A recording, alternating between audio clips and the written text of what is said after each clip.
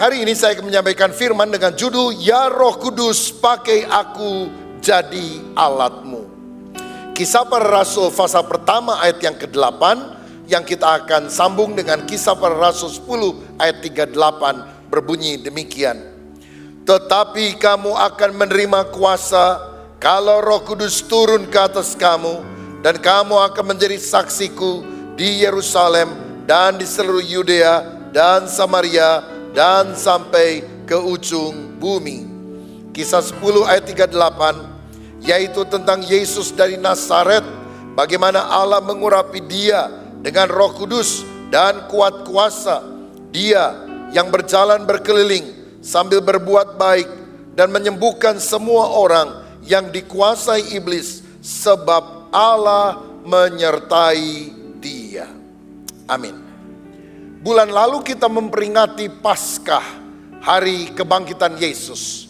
Bulan Mei ini kita merayakan 2 hari raya Kristen, kenaikan Tuhan Yesus ke sorga, dan kemudian hari Pentakosta, di mana dia mencurahkan Roh Kudus kepada murid-muridnya. Saudara-saudara, dalam masa di mana kita mengingat kembali karya Allah, dia bangkit, dia naik, Roh Kudus turun, maka kita harus merindukan kebangunan rohani yang dikerjakan oleh Roh Kudus, seperti yang terjadi di loteng Yerusalem 2000 tahun yang lampau. Lidah-lidah api ada di atas kepala para murid, dan Alkitab berkata, kamu akan menerima kuasa, power, dunamos, kalau Roh Kudus turun ke atas kamu, dan kamu akan menjadi saksiku. Alkitab juga berkata, Yesus berjalan berkeliling, memberitakan Injil, melakukan mujizat, karena pengurapan Roh Kudus ada pada dia. Berarti kalau saya dan saudara diurapi oleh Roh Kudus, kita akan melakukan pekerjaan yang dilakukan oleh Yesus, bahkan pekerjaan yang lebih besar daripada itu. Saudara, pada tahun 1906 terjadi sebuah lawatan Allah seperti yang pernah terjadi pada loteng Yerusalem di hari Pentakosta. Peristiwa ini terjadi di jalan Azusa Street di Los Angeles, California, ketika Tuhan memakai seorang hamba Tuhan berkulit hitam namanya William Seymour untuk melayani orang-orang penuh Roh Kudus, berbahasa roh. Dia berdoa, orang sakit disembuhkan. Mujizat demi mujizat terjadi secara luar biasa. Dan inilah yang kemudian melahirkan gerakan yang disebut Pentakosta. Gerakan yang mengandalkan kuasa Roh Kudus, yang ditandai dengan baptisan Roh Kudus dan karunia-karunia Roh Kudus, dengan tanda awal berkata-kata di dalam bahasa roh. Dan kita rindu apa yang Tuhan sudah kerjakan di loteng Yerusalem 2000 tahun lampau. Tuhan kerjakan di Azusa Street 100 tahun yang lampau. Tuhan kerjakan dalam skala yang lebih dahsyat pada akhir zaman ini, sebelum Yesus datang untuk kali kedua, di mana banyak orang-orang, khususnya anak-anak muda, akan diselamatkan, mengenal Yesus Tuhan, memberikan hidupnya sungguh-sungguh kepada Tuhan, dan dipakai oleh Tuhan menjadi alat kemuliaannya. Sehingga doa kita adalah, ya Roh Kudus, pakai aku menjadi alat kemuliaanmu. Saudara, bulan yang lalu saya ada di Azusa Street karena kita mengadakan ibadah outdoor, dan kemudian ada KKR indoor di sana dengan berbagai hamba Tuhan yang hadir, orang kulit putih, Hispanic, berbahasa Spanyol, ada sebagian kecil orang Indonesia, orang dari bangsa-bangsa datang, karena kita meresmikan apa yang disebut Azusa Prayer Tower. Ada satu tempat yang disewa, dijadikan sebagai ruangan doa, menara doa, yang akan beroperasi 24 jam sehari, 7 hari seminggu, 365 hari setahun. Orang ada yang berdoa, memuji, menyembah Tuhan, karena kita sangat merindukan kebangunan rohani. Saudara ingat, peristiwa pencurahan Roh Kudus dimulai dengan 10 hari doa, bersama 10 hari bareng-bareng memuji menyembah Tuhan siang dan malam, dan lawatan Allah terjadi. Dan saya percaya ketika kita membayar harganya dalam doa, pujian, penyembahan, lawatan itu akan terjadi. Dan saya melihat di sini Indonesia sedang dipakai Tuhan untuk menjadi berkat bagi bangsa-bangsa. Revival bukan hanya terjadi di Yerusalem atau di Amerika Serikat. Indonesia pernah mengalami revival yang luar biasa. Tahun 1965, Tuhan melawat sebuah kota kecil di Nusa Tenggara Timur namanya Soe.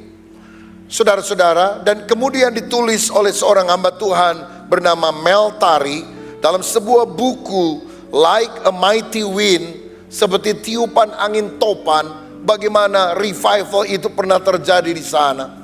Karena ketika orang-orang sedang berdoa di sebuah gereja, mungkin 200 orang yang berdoa, tiba-tiba penduduk melihat gereja itu seperti terbakar oleh api. Mereka bunyikan kentongan, mereka bawa ember-ember air untuk menyiram gereja itu agar tidak hangus.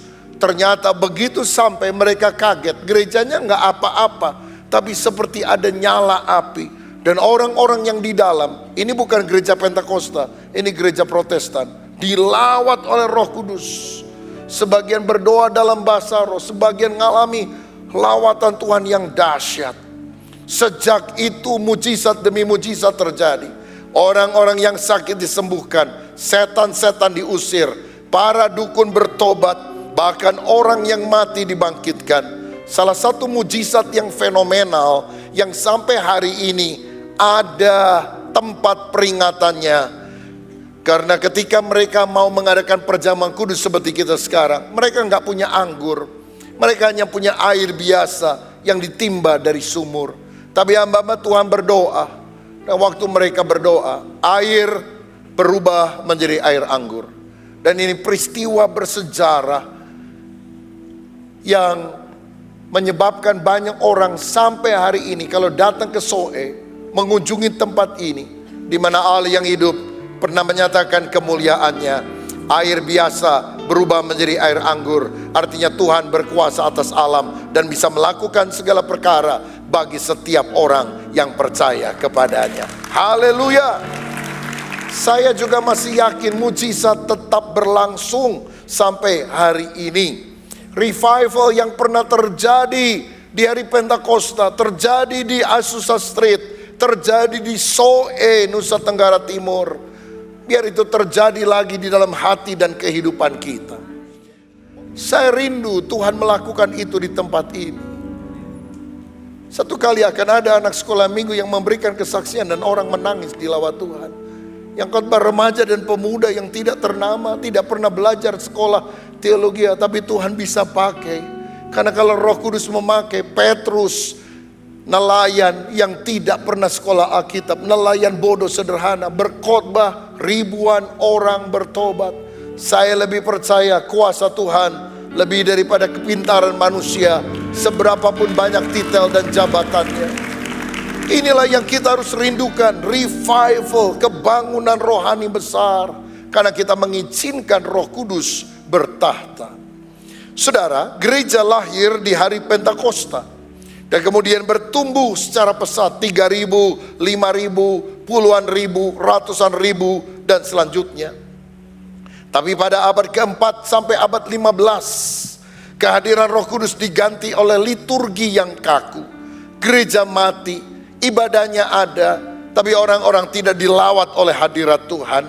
Ada berapa banyak orang sekarang pun ke gereja tapi ngantuk, ke gereja nggak ngalami hadirat Tuhan, ke gereja nggak ngerti apa yang dikhotbahkan, ke gereja tapi hidupnya tidak berubah, hatinya menjadi kering. Tapi Tuhan yang mendirikan gerejanya sayang kepada gerejanya. Dia memulihkan gerejanya. Pada abad ke-16 Tuhan memakai seorang Jerman bernama Martin Luther untuk memulai sebuah pemulihan dalam gereja. Karena dia mengajarkan keselamatan karena iman, bukan karena perbuatan baik. Roma 1 berkata, sebab orang benar akan hidup oleh iman.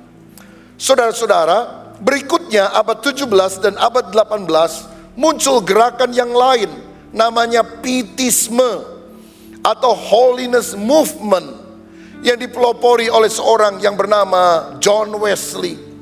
Dia berkata, kamu harus beriman kepada Tuhan, tapi iman sejati harus dinyatakan di dalam perbuatan baik. Iman tanpa perbuatan pada hakikatnya adalah mati. Mereka berjalan di dalam satu gerakan kekudusan.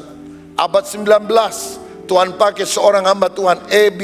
Simpson, untuk berdoa bagi orang-orang sakit, dan orang-orang sakit mulai disembuhkan. Jadi mujizat yang sudah hilang dalam gereja Tuhan, terutama sampai abad pertengahan, sedikit demi sedikit mulai Tuhan lakukan pemulihan. Pada awal abad 20 yang lampau, Tuhan melawat dan membangkitkan gerakan namanya Pentakosta. Penta dari kata 50 hari setelah Paskah Roh Kudus dicurahkan. Tuhan memakai orang-orang seperti William Bryan, Charles Parham, dan juga William Seymour di Azusa Street, Los Angeles, untuk melawat orang-orang dengan api Roh Kudus. Tahun 1960 muncul kegerakan lain namanya karismatik atau neo-pentakostal.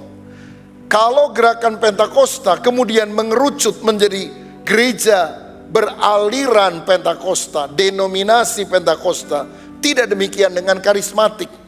Karismatik adalah karunia Roh Kudus yang dicurahkan kepada gereja-gereja mainstream, gereja-gereja Protestan, bahkan gereja-gereja Katolik. Karena saya percaya Roh Kudus tidak hanya dibatasi kepada satu denominasi, satu aliran. Roh Kudus adalah Allah yang masuk ke semua gerejanya. Sehingga sekarang ini ada karismatik Katolik misalnya, atau ada gereja-gereja Protestan yang ibadahnya, pujian, penyembahannya bahkan pakai musik lengkap seperti gereja Pentakosta. Ada seorang rekan saya, pelayan Tuhan di gereja karismatik Katolik, gerakan karismatik Katolik, bilang, Pak, saya pernah datang ke gereja Anda, pujian penyembahannya kalah sama dengan persekutuan karismatik kami. Oh, kalau yang Katolik nyanyi itu, waduh, lebih luar biasa, lebih semangat. Ah, masa sih? Iya, Bapak datang aja. Waduh, jangan sampai firman berlaku, yang terdahulu menjadi yang terkemudian, saudara-saudara. Karenanya kita harus sungguh-sungguh mengalami lawatan Tuhan, hadirat Allah ini. Nah, salah satu yang Tuhan pakai di dalam pengembangan karismatik adalah seorang pengusaha peternak dari California, namanya Demos Sakarian. Saudara-saudara, Demos Sakarian ini, opaknya itu pernah hadir di dalam ibadah di Azusa Street, penuh dengan Roh Kudus. Lalu ini anaknya atau cucunya kemudian menggerakkan satu gerakan namanya Full Gospel Businessman Fellowship International. Mereka mengadakan pertemuan biasanya di restoran-restoran, saudara. Yang diundang adalah para pengusaha. Karena Demos sekalian yakin bahwa para pengusaha pun membutuhkan Yesus.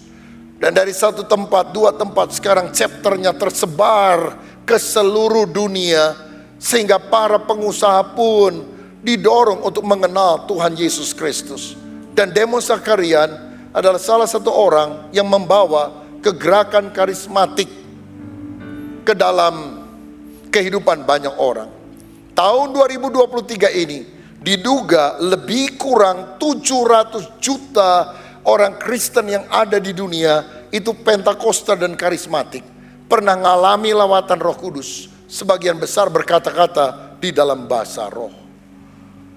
Ada yang bilang bahasa roh sudah berhenti, bahasa roh dari setan. Tapi saya yakin kalau ada 700 juta orang penuh dengan Roh Kudus, dan banyak di antara mereka orang yang cinta Tuhan, takut akan Tuhan, apa itu pekerjaan setan? Apa tidak bisa celik matanya bahwa itu adalah pekerjaan Roh Kudus? Kalau bukan Roh Kudus yang mengerjakan, bagaimana mungkin ratusan juta orang dipenuhkan dengan kuasa dari tempat maha tinggi? Dan gerakan Pentakosta adalah gerakan yang menekankan kelahiran baru. Mesti bertobat, percaya Yesus, lalu dibaptis Roh Kudus sebagai second blessing, berkat kedua, dengan tanda awal berkata-kata di dalam bahasa roh. Saudara-saudara, inilah kegerakan Roh Kudus yang terjadi di berbagai denominasi gereja di seluruh dunia. Sekarang bagaimana gerakan Roh Kudus itu masuk ke Indonesia? Ada seorang hamba Tuhan dari Amerika Serikat, namanya Reverend William O'Filler. Dia mengembalakan gereja Bethel Temple namanya, di Seattle, Amerika Serikat. Satu kali waktu dia berdoa, Tuhan lihatkan sebuah tempat, dan itu dia yakini sebagai dorongan untuk memberitakan Injil. Dan daerah yang dilihat adalah Indonesia. Dia belum tahu Indonesia itu ada di mana, tapi kemudian dia sharing kepada beberapa pengurusnya, dan akhirnya ada 2 keluarga yang merespon mau menjadi utusan Injil, misionaris. Keduanya warga Amerika, keturunan Belanda. Pertama namanya Cornelius Grosbeek, dan yang kedua Richard van Claveren. Dengan perahu kayu, saudara-saudara, selama beberapa bulan mereka naik perahu sampai ke Indonesia. Dan mereka tiba di Pulau Bali pada tahun 1921. Mereka mulai memberitakan Injil dengan banyak tentangan. Dan akhirnya mereka pindah ke Surabaya, tempat yang dirasa lebih terbuka terhadap Injil. Dan Grosbeek kemudian pindah ke Cepu yang ada di Jawa Timur. Dari Surabaya beberapa jam naik kendaraan ke Cepu. Dan melayani satu orang warga negara Belanda juga yang sudah bekerja lama di Indonesia, namanya Van Gessel. Dan di kota Cepu itulah, kota kecil itu, dilakukan ibadah pertama untuk orang-orang yang beraliran Pentakosta, yang percaya Roh Kudus masih dicurahkan pada akhir zaman, dan karunia-karunia Allah termasuk bahasa roh mulai terjadi. Tahun berapa? 1923. Dan tahun ini 2023 adalah peringatan 100 tahun ibadah pertama Pentakosta terjadi di Indonesia. Saudara-saudara, next slide. Pengajaran pokok dari gereja Pentakosta adalah Yesus pertama sebagai Tuhan dan Juru Selamat, Savior. Yang kedua, Yesus adalah pembaptis dengan Roh Kudus, baptizer. Yang ketiga, Yesus adalah penyembuh yang ajaib, healer. Dan yang keempat, Yesus adalah Raja yang akan datang, the coming King. Jadi inilah 4 pilar, ada yang menyebut sebagai 4 square, 4 pilar dari gerakan yang menyebut diri Pentakosta, yang percaya Yesus Tuhan dan Juru Selamat, Yesus yang membaptis dengan Roh Kudus, Yesus penyembuh yang ajaib. Karena itu mengapa gereja Pentakosta percaya kesembuhan ilahi, karena dari awal meyakini Yesus sebagai healer. Dan yang keempat, Raja yang akan datang, the coming King, Raja yang akan datang untuk kali yang kedua. Dan karena ini merupakan sambungan dari Holiness Movement, kekudusan pun adalah hal yang ditekankan di dalam gereja beraliran Pentakosta. Sejak masuknya para misionaris dan melakukan ibadah pertama Pentakosta 100 tahun yang lalu di Cepu, kini muncul berbagai denominasi aliran Pentakosta di Indonesia. Gereja Pentakosta di Indonesia misalnya. Dan diantaranya adalah Gereja Bethel Indonesia. Tahun 1970 dilahirkan di kota Sukabumi, di Wisma Dewan Gereja-Gereja Indonesia, Wisma Ekumene. 129 hamba Tuhan kumpul, dan sekarang menyebar ke seluruh Indonesia. Ada lebih kurang 20.000 orang hamba Tuhan, pendeta Pratama, pendeta Madya, pendeta. Ada lebih kurang 7.000 gereja lokal di seluruh Indonesia, dan 27 negara di 5 benua termasuk Afrika, dan lebih dari 3 juta anggota jemaatnya. Dan dalam periode ini Tuhan mempercayakan saya menjadi ketua umum Sinode Gereja Bethel Indonesia. Dan kita rindu lawatan Allah yang makin besar terjadi bukan hanya di GBI, tapi dalam gereja-gereja yang lain. Tahukah saudara, melalui usaha daripada misionaris yang datang dengan susah payah ke Indonesia, kini diperkirakan ada lebih kurang 8 juta orang Kristen beraliran Pentakosta dan lebih kurang 4 juta orang Kristen karismatik. Mereka tetap di gereja asalnya mainstream, tidak pernah pindah gereja, tapi mereka mengalami lawatan Roh Kudus. Dan saya rasa tidak masalah mereka tidak pindah gereja. Bagus saudara-saudara, karena Roh Kudus harus ada di semua gereja. Karena Roh Kudus adalah Allah sendiri yang harus diterima karyanya, lawatannya oleh semua orang percaya yang ada di Indonesia, bahkan di seluruh dunia. Kini sangat penting untuk kita mengobarkan api revival itu kepada next generation. Karena saudara, kita akan mendapatkan bonus demografi, terutama tahun 2025 sampai 2038 kira-kira. Artinya mayoritas penduduk Indonesia kelompok milenial, dewasa muda dan pemuda. Dan banyak orang-orang pada usia yang lebih muda ini belum mengalami lawatan Roh Kudus yang pernah terjadi secara dahsyat. Karena tahun 1965 pada waktu revival terjadi di Kupang, air berubah jadi anggur. Banyak di antara mereka yang belum lahir, bukan? Itu sebabnya kita perlu menularkan kabar lawatan Allah ini kepada next generation.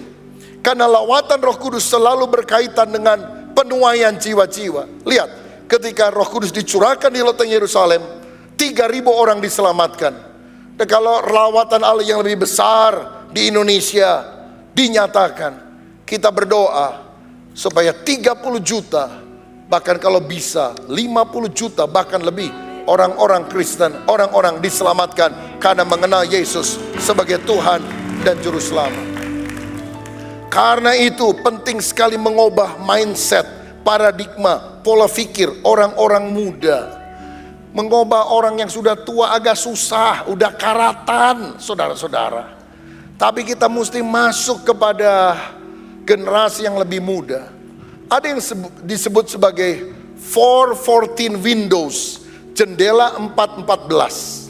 Maksudnya begini, dalam survei ditemukan orang bisa membuka hati percaya Yesus itu dalam rentang waktu yang paling bagus, the golden age-nya usia 4 sampai usia 14. Kalau usia ini dimenangkan, mereka akan jadi anak Tuhan seumur hidupnya. Hati manusia makin lama makin keras. Hampir 85% orang bertobat terima Yesus jadi Kristen itu pada usia di bawah 15 tahun, 4 sampai 14, di bawah 15 tahun. 85% jadi Kristen dan gak lama dibaptis. Hanya 1 dari 10.000 orang bertobat setelah umur 30 tahun. Dan hanya 1 di antara 750.000 orang yang bertobat setelah usia 75 tahun. Jadi kalau kakek saudara tadi malam bertobat menerima Yesus, itu 1 di antara 750.000 orang. Kalau kakekmu usia 76 bertobat tadi malam, dia jenis manusia langka yang perlu dilestarikan, saudara-saudara. Generasi yang paling subur untuk pemberitaan Injil adalah generasi muda. Makanya saya baru paham mengapa berpuluh tahun yang lampau Tuhan memberikan kepada saya sebuah visi, membuat sebuah wahana untuk anak-anak kecil dan remaja yang menunjukkan Bible, the whole Bible kepada mereka. Karena rupanya itu yang perlu dilakukan untuk mengubah pola pikir anak-anak supaya mereka punya biblical worldview, pola pandang yang alkitabiah. Kita perlu menyampaikan Injil secara kreatif agar generasi muda memiliki biblical worldview. Dan perlu wahana edutainment, education, entertainment. Sambil mereka dihibur, mereka belajar, mereka dididik kebenaran-kebenaran rohani yang penting di dalam kehidupannya. Kalau saudara punya anak, keponakan, orang-orang muda, bawa ke gereja. Karena ini waktunya Roh Kudus melawat gereja Tuhan melalui anak-anak muda. Saya sudah tidak muda lagi, saudara. Saya 59, tahun depan saya 60 tahun. Tapi saya rindu anak-anak muda mengalami lawatan Roh Kudus. Karena mereka lah generasi penuntas yang akan menyelesaikan amanat agung. Dan kemudian Yesus akan datang kembali.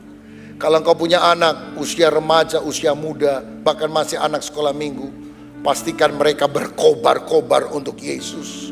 Pastikan mereka cinta Tuhan. Oh, berdoa setiap hari, jadikan anakku anak yang besar di hadapan Tuhan. Seperti Yohanes Pembaptis yang dikatakan dia akan bertumbuh besar di hadapan Tuhan.